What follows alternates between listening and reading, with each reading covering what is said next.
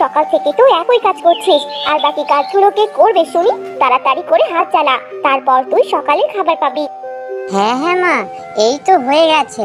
আর একটু সময় দাও, আমি বাকি কাজগুলো করে ফেলছি, তারপর অন্য কাজগুলো করব।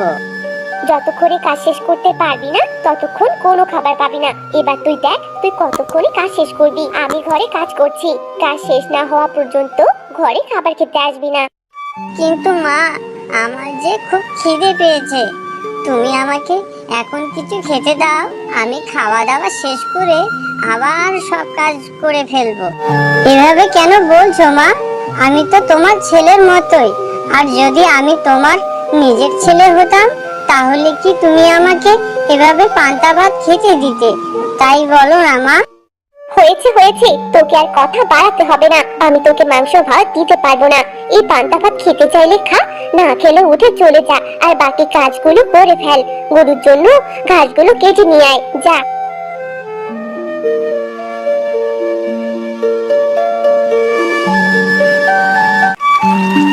আমার যদি নিজের মা থাকতো তাহলে আমাকে কতই না ভালোবাসতো, আমাকে নিজের হাতে খাইয়ে দিত। আর সৎ মা কিনা আমাকে প্রতিদিন পান্তা ভাত, বাসি ভাত খেতে দেয়। এগুলো কি আর খাওয়া যায়?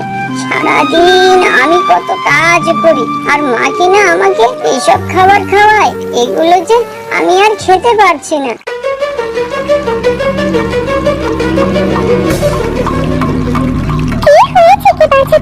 তুমি এভাবে কান্না করছো কেন?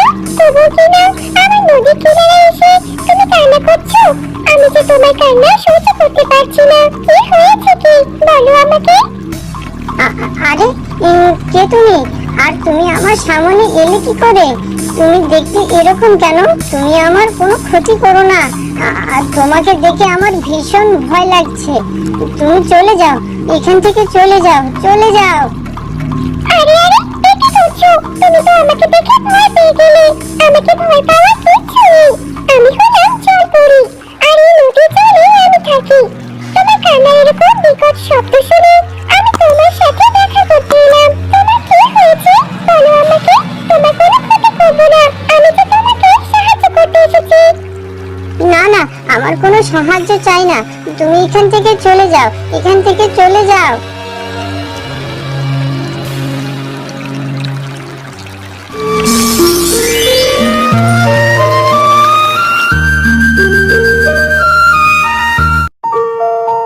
মারে, বাড়িতে কেউ আছে?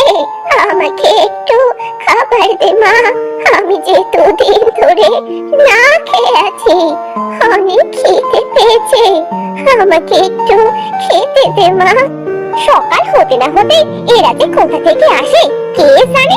ওনাকে কিছু খেতে দাও। কি তুই আমার উপরে কথা বললি? এবার দেখ তো কি অবস্থা করি।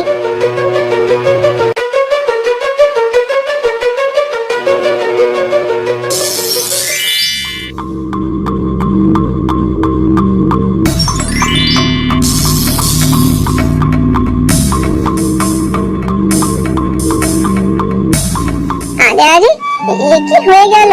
আমার মা কি না একটি গাছে পরিণত হলো? জলপরি, তুমি এটা কি করলে? তুমি আমার মাকে গাছে কেন পরিণত করে দিলে? কারণ তোমার মা একদম ভালো না। আর দেখো তোমার উপর অযথাই অনেক অত্যাচার করছে, তাই আমি ওকে গাছ বানিয়ে দিয়েছি। এবার তোমার মা দেখবে মানুষ থেকে গাছে পরিণত হওয়ার পর কেমন লাগে। আরে আরে, আমার এসব কি হয়ে গেল?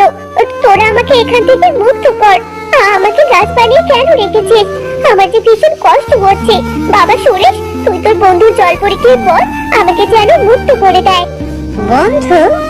হ্যাঁ, তবে আজকে থেকে আমরা দুজন বন্ধু হয়ে গেলাম। তবে আমি তোমার মাকে সেদিনই মুক্ত করবো যেদিন তোমার মা গাছ হয়ে সবাইকে অনেক উপকৃত করতে পারবে। এবার আমি আসি।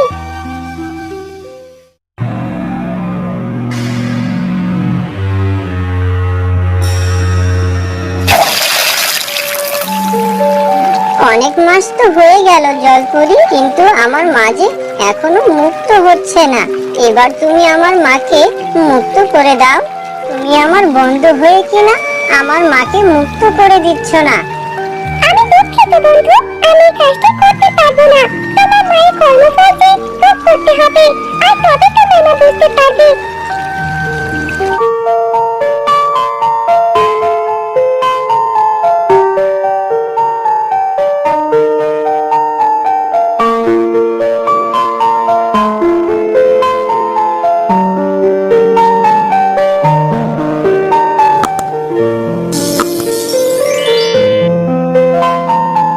আরে মা, তুমি একদম ঠিক হয়ে গেছো। জলপরীকে অনেক ধন্যবাদ যে তোমাকে ঠিক করে দিয়েছে। মা, কি সব বলছো তুমি? আমার কাছে কেন ক্ষমা চাইছো? এসব বলতে নেই। এখন থেকে আমরা সবাই একসাথেই থাকবো আর ভালোভাবে থাকবো। তুমি তোমার ভুলগুলো বুঝতে পেরেছো, এতে আমি অনেক খুশি।